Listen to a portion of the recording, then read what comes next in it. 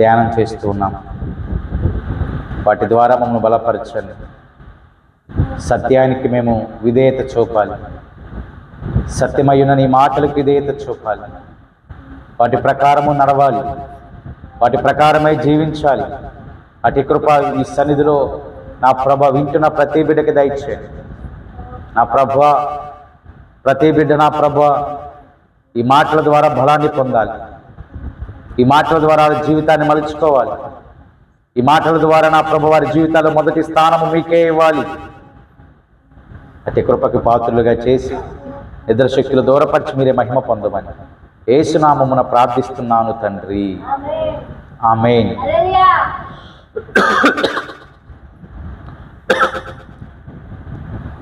Praise the lord, హల్లెలూయా. మంచిది పుల్లారా, కొద్ది సమయము ప్రభువారు ఇచ్చినటువంటి పరిశుద్ధ దినమున శ్రేష్టమైనటువంటి ఆయన మాటలు మనము ధ్యానం చేసుకుందాం. ఎజ్రా గ్రంథంలో ఒక మాటని మనము చదువుకుందామండి. ఎజ్రా గ్రంథము 7వ అధ్యాయము 6వ వచనాన్ని మనం చదువుదాం. అక్కడ ఈ రీతిగా ఒక శ్రేష్టమైనటువంటి మాట రాయబడి ఉంది.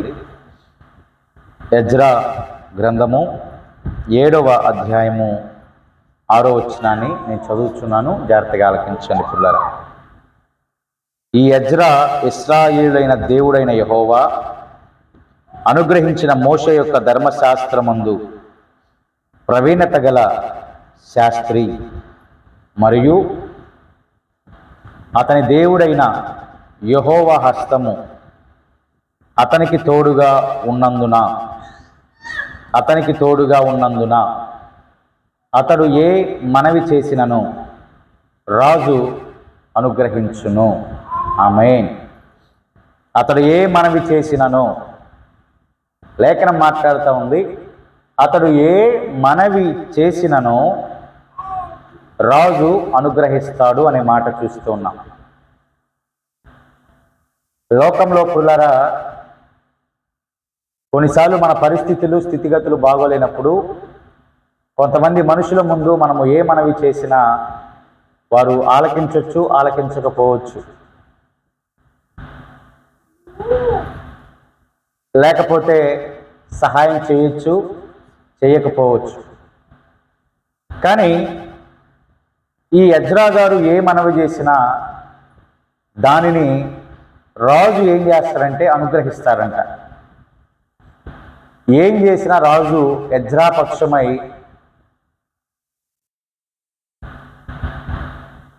తగినటువంటి రీతిలో ఎజ్రా పక్షమై రాజు పనులను జరిగిస్తారంట. ఎందుకు అలాగా? ఎందుకు ఎజ్రా గారికి ఇటు గొప్ప కృప కలిగింది? అతడు ఏ మనవి చేసినా రాజు ఎందుకు అనుగ్రహిస్తున్నాడు ఆ మనవినంటే అదే వచనంలో మనము చూసాం. దానికి కారణము అతని దేవుడైన యెహోవా హస్తము అతనికి తోడుగా ఉంది.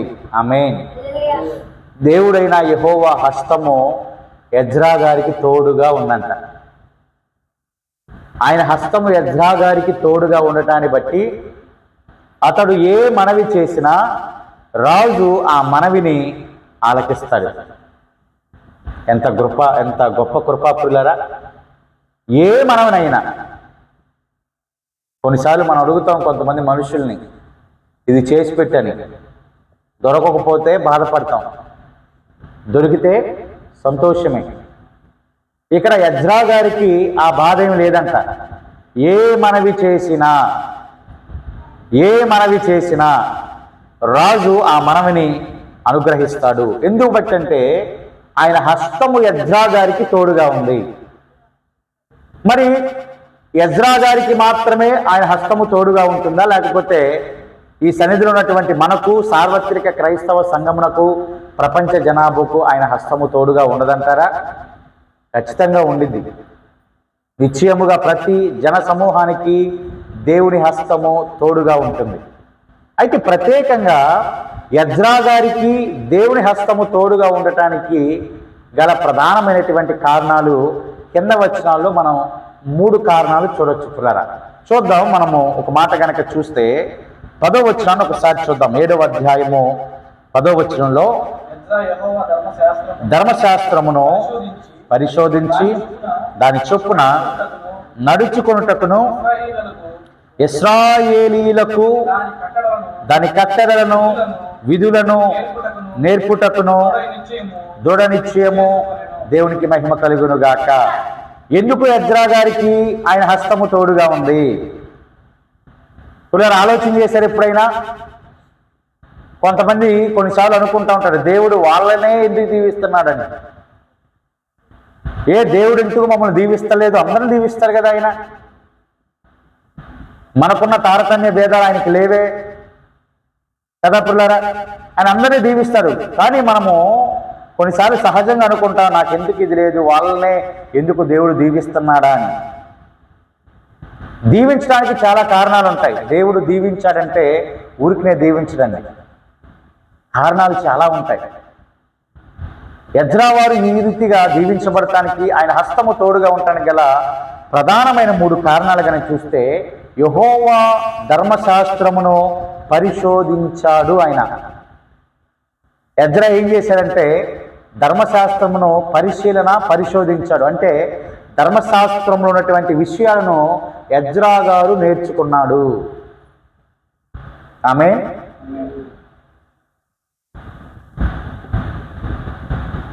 ధర్మశాస్త్రంలో ఉన్నటువంటి విషయాలన్నిటినీ కూడా ఎజ్రా గారు మొదటగా ఏం చేశారంట? నేర్చుకొని దాని చొప్పున నడుచుటను, దాని చొప్పున అంటే ఏదైతే నేర్చుకున్నాడో అందులో ఉన్నటువంటి ప్రతి విషయం చొప్పున నడుచుకొనటానికి, అంటే ఆచరణలో పెట్టడానికి అతను ప్రయాసపడ్డాడు. నేర్చుకొని వదిలేదేదంట పిల్లరా.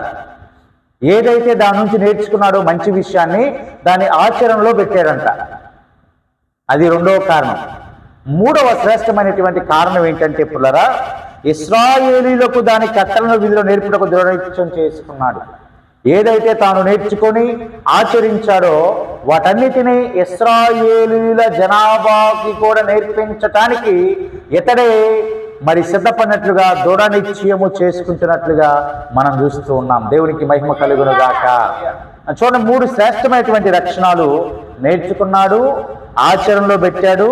అదేవిధంగా ఆ యొక్క ఇశ్రాయేలు జనాభా అందరికీ కూడా ఉపదేశం చేయడానికి సిద్ధపడ్డాడు. నేర్చుకున్న దాన్ని తనకు తానుగానే తనంతటిగానే వదిలేయలేదండి. నాకు సరిపోతుందిలే, నా ఒక్కరికి చాలులే అని అనుకోలేదండి.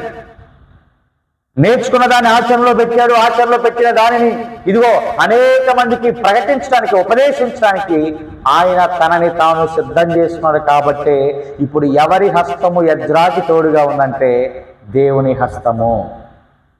దేవునికి మహిమ కలుగును గాక. ఎవరి హస్తం అంటారా?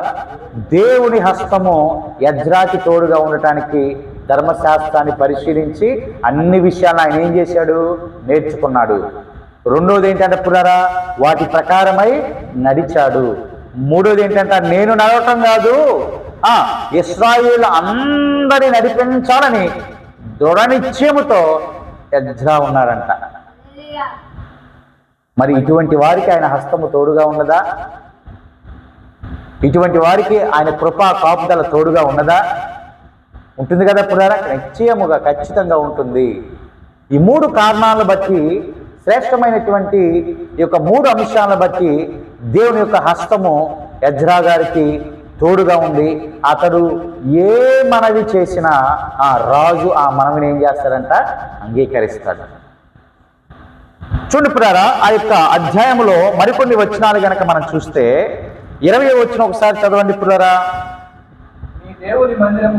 మందిర విషయంలో దానమిచ్చుటకై మరి ఏదైనాను నీకు కావలసిన అది రాజు యొక్క ఖజానాలో నుంచి. ఆమేన్. ఏమంటున్నాడండి ఇక్కడ? నీ దేవుని మందిర విషయములో దానమిచ్చుటకై మరి ఏదైనాను నీకు కావలసిన అది రాజు యొక్క ఖజానాలో నుంచే నీకు ఇవ్వబడుతుంది. ఎవరి ఖజానా అంట? రాజు ఖజానా. రాజుల ఖజానాలో నుంచి ఎజ్రా గారికి సహాయం వస్తుందంట. దేవుని మందిర విషయంలో ఏ విషయము కావాలైనా ఆ సహాయం ఎక్కడి నుంచి వస్తుందంట? రాజు యొక్క ఖజానాలో నుంచి డైరెక్ట్గా నేరుగా వస్తుందంట. రాజు ఖజానా నుంచి సహాయం రావటం అంటే మామూలు విషయం కాదండి. రాజు ఎవరికి పడితే వారికి సహాయం చేయడండి. కానీ ఇక్కడ ఎజ్రా పరిస్థితి ఏంటి? ఇక్కడ రాజు ఖజానా నుంచే నేరుగా సహాయం వచ్చింది. ఎందుకని? ఎవరి హస్తం ఆయనకు తోడుగా ఉందంట? దేవుడి హస్తము తోడుగా ఉండటాన్ని బట్టి రాజు ఖజానా నుంచి నేరుగా ఎజ్రా గారికి ఏమొస్తుంది? మందిర విషయంలో సహాయం వస్తుంది. అంత మాత్రమే కాదు, కానీ దాని తర్వాత వచ్చినాన్ని గనక మరొకసారి మనం చూస్తే, రాజైన అర్త అశస్త అను నేనే నది అవతలనున్న ఖజానాదారులైన మీకు రాజు ఖజానాదారులకు ఆజ్ఞయిస్తున్నాడు. ఆకాశమందలి దేవుని ధర్మశాస్త్రములో శాస్త్రియు యాజకును అయిన ఎజ్రా మిమ్మును ఏదైనా అడిగినాడలా ఆలస్యము కాకుండా దేవునికి మహిమ కలుగును గాక. ఏమన్నాడంట? మిమ్ములను ఎజ్రా ఏదైనా అడిగిన ఎడలా. ఆ మాట చాలా ఇంపార్టెంట్ అండి. చూడండి పిల్లలు, ఎజ్రా మిమ్మును ఏదైనా అడిగిన ఎడలా, ఆ అడిగిన దాన్ని ఎలా ఇవ్వాలంట? ఆలస్యము కాకుండా ఎజ్రాకి ఇవ్వాలి. దేవునికి స్తోత్రం. మరి లేటు చేస్తే రాజు ఒప్పుకోరు. అక్కడ దేవుని దాగాలంటే పురారా, లేటు చేస్తే రాజే ఒప్పుకోడు.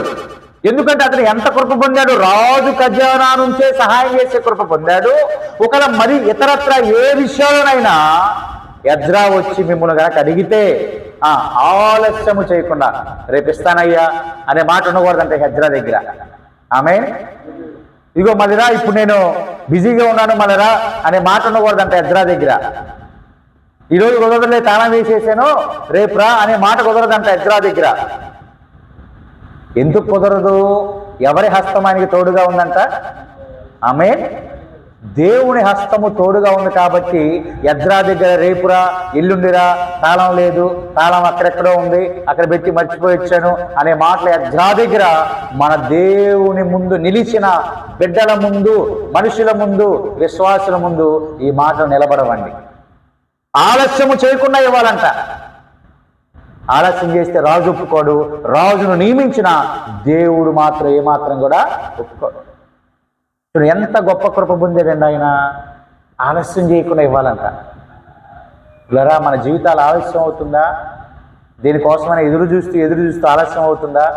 అయితే దేవుడు ఏమాత్రం ఆలస్యం అయితే చేయడు, కానీ మనల్ని పరిశీలన చేయటానికి, మన భక్తి జీవితాన్ని పరిశోధించడానికి ఒకవేళ ఆయన ఆలస్యం అయితే చేస్తాడేమో, కానీ నిశ్చయమైనటువంటి భక్తితో, యథార్థమైన మనసుతో ఏది మనము దేవుని సన్నిధిలో అడిగితే ఆలస్యము చేయకుండా మన దేవుడు దీవెనలను అడిగిన వాటిని కుమ్మరించగలటానికి సమర్థుడండి.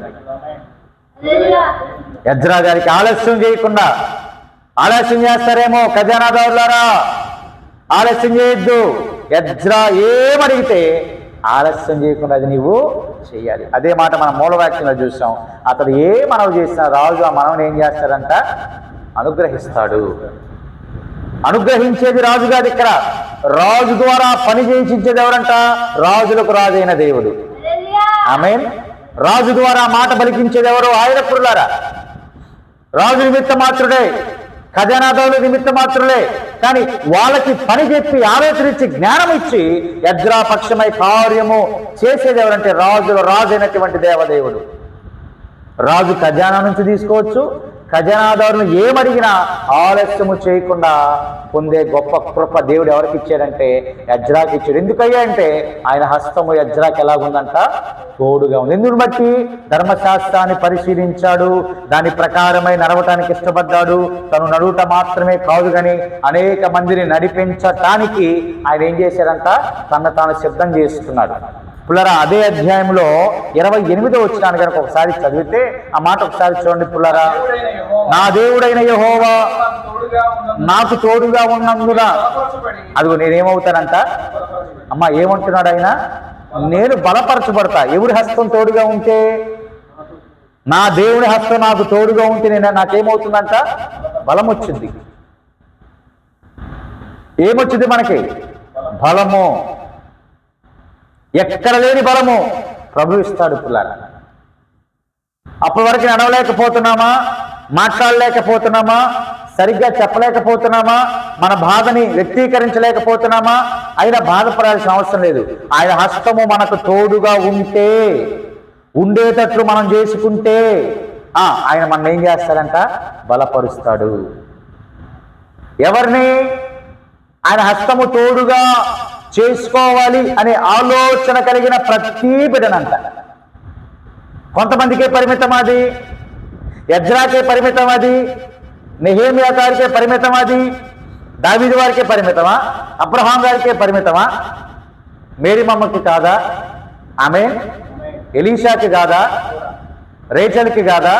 దేవునికి మహిమ కలుగును గాక. హస్తము తోడుగా ఉన్నందున నాకేమొచ్చిందంటే బలం వచ్చింది. నిజమే, ఆయన లేకపోతే మనము బలాన్ని చూడలేమండి. ఆయన లేకపోతే బలాన్ని చూడలేం పుల్లారా. ఆయన హస్తము తోడుగా ఉంటేనే బలపరచబడతాం. అందుకే మరొక మాట కనుక చూస్తే 8వ అధ్యాయాన్ని ఒకసారి చూస్తే పుల్లారా, 22వ వచనము, 8వ అధ్యాయం 22వ వచనం. మేలు కలుగజేయుటకై ఇదిగో ఆయనను ఆశ్రయించు వారికి అందరికీ, అదిగో అందరికంట. అమ్మా ఎవరికంట? మేలు కలగాలని ఆయనను ఆశ్రయించిన వారి అందరికీ. ఏమది? తుమ్మలపల్లి గ్రామానికేనా? ఏమండి? ప్యాడ్లిపాడికేనా? చెప్పండి, చీరాల వరకేనా? అందరికి. ఆయన ఆశ్రయించిన వారి అందరికంట. దేవునికి మహిమ కలుగును గాక. మేలు కలగజేయుటకై ఆయనను ఆశ్రయించే వారందరికీ మా దేవుని హస్తము ఎలాగుండిద్దంట? తోడుగా ఉండిద్ది. మా దేవుని హస్తము తోడుగా ఉంటుంది. ఎందుకంటే వారు ఆశ్రయించింది నరుణ్ణి కాదండి, వారు ఆశ్రయించింది ఈ లోకనాథుని కాదు పుల్లారా. వారు ఆశ్రయించింది ఒకవేళ ఈ లోకంలో డబ్బున్న ధనవంతులను ఏమాత్రము కాదండి. వారు ఆశ్రయించింది ఎవరినంటే లోకాన్ని సృష్టించిన లోకనాథుడైనటువంటి దేవుణ్ణి. అప్పుడు వారికి ఏమైందంట? దేవుని హస్తము తోడుగా. మరి ఆశ్రయించకపోతే ఆపోజిటే కదా పిల్లలు. దాని కంటిన్యూషన్ ఒకసారి చూడండి. అక్కడ చూడండి, ఇప్పుడు ఉండును గాని ఆయన హస్తమును ఆయన ఉగ్రతయు ఆయన విసర్జించు వారందరి మీదకి. ఇదిగో ఒకవేళ విసర్జిస్తే ఏంటయ్యా మీరు శాపాలు పెడతారా? శాపాలు ఏమాత్రం పెట్టరండి. మరి విసర్జించకపోతే ఉగ్రత ఏంది? విసర్జించకపోతే మరి ఉగ్రత ఎందుకు? ఆయన ఏమంటున్నాడు? నా యొద్దకు వస్తే, నా సన్నిధికి వస్తే, నా శరణు కోరుకుంటే నీకు మేలు వచ్చింది, నా కృప తోడుగా ఉంటుంది, చక్కగా దీవించబడతావు, ఆశీర్వదించబడతావు, నా హస్తం ఎప్పుడు తోడుగా ఉంటుంది. కానీ ఇక్కడ ఏమైంది? విసర్జిస్తున్నావు మాటని. లేఖనం ఏం మాట్లాడుతూ ఉంది? ఆజ్ఞ అతిక్రమమే. చెప్పండి, ఆజ్ఞ అతిక్రమమే పాపం. మరి ఆయన మాటను విసర్జిస్తున్నాం కదా. మరి ఆయన మాటను విసర్జించినటువంటి వారికి ఖచ్చితంగా ఏదో ఒక దినాన కొన్ని ప్రతికూల పరిస్థితులు ఎదురయ్యే అవకాశం ఉంది. కొన్ని ప్రతికూల పరిస్థితులు అయ్యే అవకాశం ఉందండి. ఆయన ఏం దిగులు పడాల్సిన అవసరం లేదు.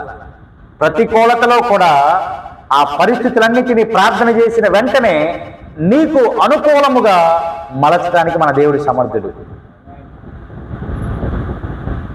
చూడండి ఎంత గొప్ప కృపో. ఆయన మాట విసర్జిస్తే ప్రతికూల పరిస్థితులు కొన్ని సందర్భాల్లో వచ్చినాయని తెలుసుకుని మరలా ఆయన తట్టు తిరిగి, అయ్యా నీ హస్తమే నన్ను బలపరచాలి, నీవే నాకు తోడుగా ఉండాలని నీవు నీ హృదయం నుంచి చేసే ప్రార్థన ఆ ప్రతికూల పరిస్థితి మళ్ళీ నీకే ఏమవుతుందంటే అనుకూలంగా మార్చబడుతుంది. ఇలా చేసే దేవుడు లోకంలో ఎవరు లేరండి. ప్రతికూల పరిస్థితిని కూడా అనుకూలముగా చేసే దేవుడే మన దేవుడు. ఆయన ఆశ్రయిస్తే మేలు పొందుతాం, ఆయన ఆశ్రయిస్తే కృపను చూస్తాం, ఆయన ఆశ్రయిస్తే పుల్లారా ఇప్పటి వరకు పడినటువంటి కష్టాలు మొత్తం పోయి ఒక నెమ్మదికరమైన సంతోష సమాధానకరమైనటువంటి జీవితాన్ని మనం జీవిస్తాం. రక్షణ పొందుకొని మనసారా ఆయన స్తుతిస్తాం, మనసారా ఆయన ఘనపరుస్తాం. ఎప్పుడంట? ఆయన హస్తము మనకి తోడుగా ఉన్నంత చేజేతులారా ఆయన తోడుని మనం పోగొట్టుకోకూడదండి. చేజేతులారా ఆయన తోడుని మనం పోగొట్టుకోకూడదండి. కాబట్టి పుల్లారా, ఈ మధ్యాహ్న కాల సమయంలో ప్రభు మనతో మాట్లాడుతున్నాడు. ఆయన హస్తం మనకు తోడుగా ఉంటే మనకు సమస్తము కూడా సమకూడి జరుగుతాయి. తోడుగా ఉండాలంటే 3 ప్రాముఖ్యమైన విషయాలు, ఎజ్రాలో ఉన్న విషయాలు మనలో కూడా ఉండాలి. ఏంటి? మొదటిది, ధర్మశాస్త్రాన్ని పరిశోధించాడు, అంటే నేర్చుకున్నాడండి. ఆయన మంచి విషయాలు నేర్చుకున్నాడు. బైబిల్లో ఉన్నటువంటి మంచి విషయాలు మనం నేర్చుకోవాలి. రెండోది, నేర్చుకుని వదిలేశాడా? మనమైతే ఏం చేస్తాం? వదిలేస్తాం. 10th క్లాస్ ఎగ్జామ్స్ అయిపోతున్నాయి, మళ్ళీ పాస్ అయిపోయాడు, మళ్ళీ 10th క్లాస్ ఎగ్జామ్ వస్తుందని, లేకపోతే మళ్ళీ చదవాలని ఆశతో ఉంటాడా బిడ్డ?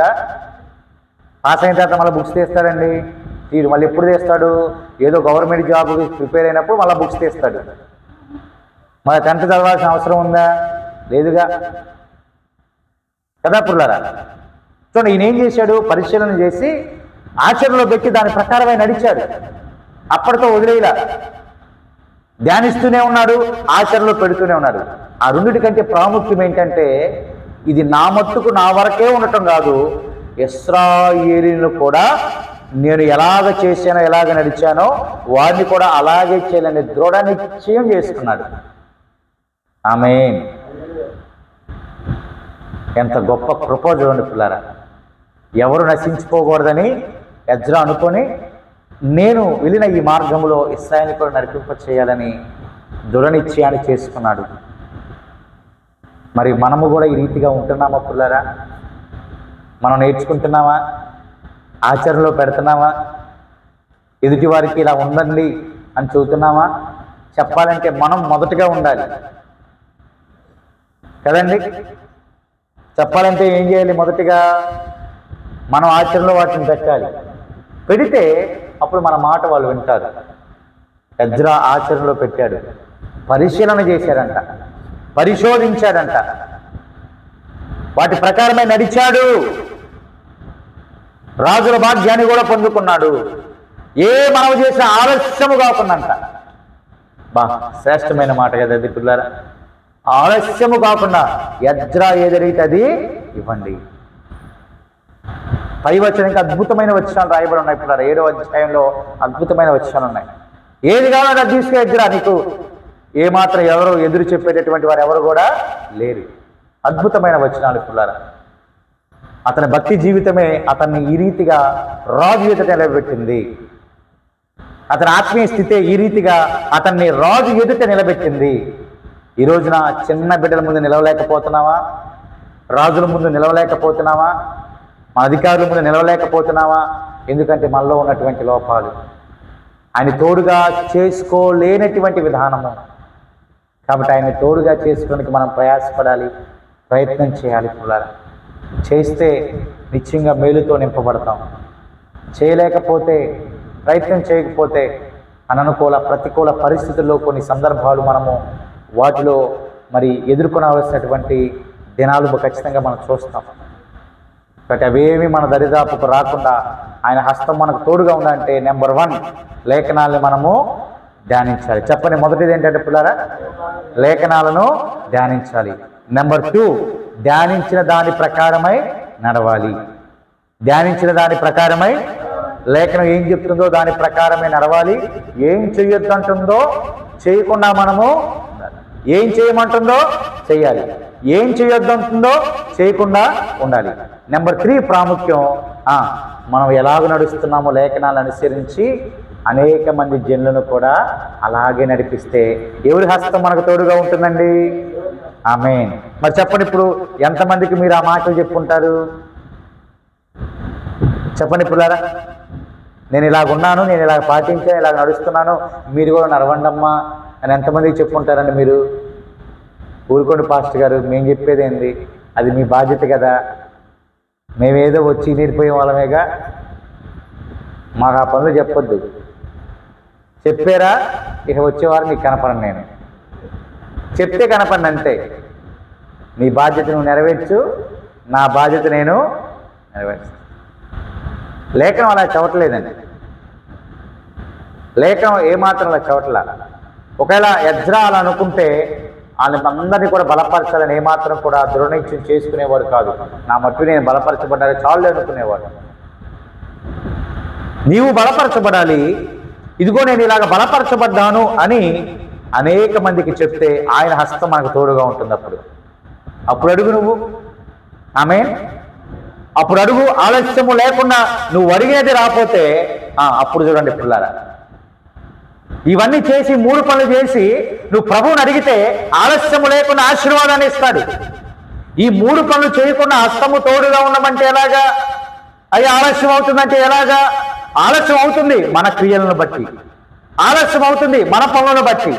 వాటిని సరి చేసుకొని, లోపాన్ని సరి చేసుకొని, అయ్యా నా హస్తము, ఇదిగో నీ హస్తము నాకు తోడుగా ఉంచనిమ్మని ప్రభు సన్నిధిలో ప్రార్థన చేసి వాటి ప్రకారము నడుస్తూ జీవిస్తూ అనేక మందిని నడిచేటట్లు గనక చేస్తే, నువ్వే మనవి ప్రభు ముందు ఉంచావో ఆ మనవిని ఇప్పుడు ఇవ్వటానికి ప్రభు ప్రణాళిక ఆల్రెడీ రచించేసాడు. ఆమేన్. ఇస్తాడు, ఖచ్చితంగా నిశ్చయంగా ఇస్తాడు. కాబట్టి ఈ 3 చాలా ప్రాముఖ్యము. 3వది ఇంకా చాలా మనం నేర్చుకున్న దాన్ని, ఆచరణలో పెట్టిన దాన్ని అనేక మందికి మనం చెప్పాలని చెప్పాలి. చెప్తున్నారా పురారా? చెప్పగలుగుతారా? ప్రయత్నం చేస్తారా? ఏం మాట్లాడలేదు ఏంటండి? ప్రయత్నం అయితే చేస్తారు కదా, చెప్పడం ప్రయత్నం చేస్తారా? దేనికి స్తోత్రం కలుగును గాక.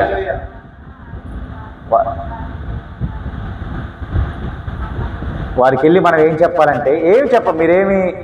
మనమేమి ఏ విధంగా రండి, ఇటు రండి, ఇక్కడ మనం ఏం చెప్పవసరం లేదండి. ఆయన ప్రేమను పరిచయం చేస్తే చాలు. అక్కడ ప్రేమను పరిచయం చేస్తే చాలు. యేసయ్య ప్రేమ ఏంటా ప్రేమ? ఇరుగు పొరుగు వారిని కూడా ప్రేమించాలనే ప్రేమ. ఏంటి ప్రేమ? నీ శత్రువులను ప్రేమించాలి. అబ్బా, కుడి చెంప మీద కొట్టిన వారికి ఎడమ చెంప చూపించాలి. ఆ మాటలు పరిచయం చేస్తే చాలండి. వారే రేపటి దినాన మారు మనసు పొందుతారు. యుద్ధం చేయమని చెప్పట్లా యేసయ్య, రాపోతే మీకు ఇలా జరుగుతుందని చెప్పట్లా యేసయ్య. నేనే సత్యం అంటున్నా, నేనే మార్గం అన్నా, నేనే జీవము. కానీ చెప్పడం మాత్రం మన వంతు. ఎజ్రా దృఢనిశ్చయం చేసుకున్నాడు. అందుకు ఆయన హస్తం ఆయనకి తోడుగా ఉంది. మీరు చెప్పడం ప్రారంభం చేయండి పిల్లరా. మీ ద్వారా సంఘం విస్తరించబడాలి. మీ ద్వారా కఠినల హృదయము మార్చబడాలి. మీ ద్వారా ఈ కాణిలో ఉన్నటువంటి హృదయాలు మార్చబడాలి. హృదయం మారితే చాలండి, ఏదేదో మార్చుకోవాల్సిన అవసరం లేదు. హృదయము మారాలి మొదటిగా, మనసు మారాలి మొదటిగా. మీరు చెప్తే అమ్మ ఏమైందంట, విత్తనం నాటితే రేపైనా మొలకెత్తిద్ది అది. మీరు విత్తనం వేయకుండా మొలకెత్తాలంటే కష్టం కదా పుల్లరా. కాబట్టి మొదటిగా మీరు నేర్చుకున్న దాని ప్రకారం నడవండి. అనేక మందిని నడిపించడానికి ప్రయత్నం కనుక చేస్తే ఎవరి హస్తం మనకు తోడుగా ఉండబోతుందంటే దేవుని హస్తము. ఆ హస్తము తోడుగా ఉంటే నువ్వు ఆశించినది ఆలస్యం చేయకుండా మన జీవితాల్లోనికి వచ్చేసి దేవుడు అంతే ఆజ్ఞ ఇచ్చేస్తాడంతే, ఆజ్ఞ ఇస్తాడంతే. నా బిడ్డ ఈ అవసరం ఉందంట అని ఆజ్ఞ ఇస్తాడంతే. ఎవరెవరో తెలియని వారు కూడా వచ్చి నీకు సహాయం చేస్తారు. ఎవరెవరో నీకు నాకు తెలియని వారి సైతం కూడా మన పక్షాన మాట్లాడతారు. అప్పటివరకు ఇది జరగదు అనుకున్నది కూడా నీ పక్షాన ప్రభువే జరిగిస్తాడు. ఎందుకంటే ఆయన నీకు తోడుగా ఉన్నాడు. ఆయన హస్తము నీకు తోడుగా ఉంది. నీ భక్తిని బట్టి, మన భక్తిని బట్టి, మన విశ్వాసాన్ని బట్టి, ఆత్మీయతను బట్టి, ఆధ్యాత్మిక స్థితిని బట్టి ఆయన హస్తము మనకు తోడుగా ఉంది. కాబట్టి సమకూర్చబడతాయి, సమస్తము సమకూర్చబడతాయి, నెరవేర్చబడతాయి, దీవించబడతాం, ఆశీర్వదించబడతాం, మేలులతో తృప్తిగా ఉంటాం. మన ద్వారా అనేక మందిని మనం సంతోషంగా ఉంచొచ్చండి. చాలా కుటుంబాలు సంతోషం లేదు, చాలా కుటుంబాలు నెమ్మది లేదండి. వారికి యేసయ్యని పరిచయం చేయండి. అమ్మా యేసయ్య నమ్ముకోండి, ఆయన ప్రేమమయుడు, ఆయన వలే జీవించండి, ఆయన వలే మాట్లాడండి, ఆయన వలే ప్రవర్తించండి. మీకు ప్రశాంతత వచ్చింది, నెమ్మది వచ్చింది. నేను పొందిన ప్రశాంతత మీకు వచ్చింది. నేను ఇప్పుడు శాంతిగా ఉన్నా, సమాధానంగా ఉన్నా, నెమ్మదిగా ఉన్నా. నేను పొందినట్లే నీకు అవ్వాలంటే ఇదిగో ఆయన మాటలు వినండమ్మా అని ప్రకటిస్తే చాలు పిల్లారా. బలవంతం చేయాల్సిన అవసరం లేదు.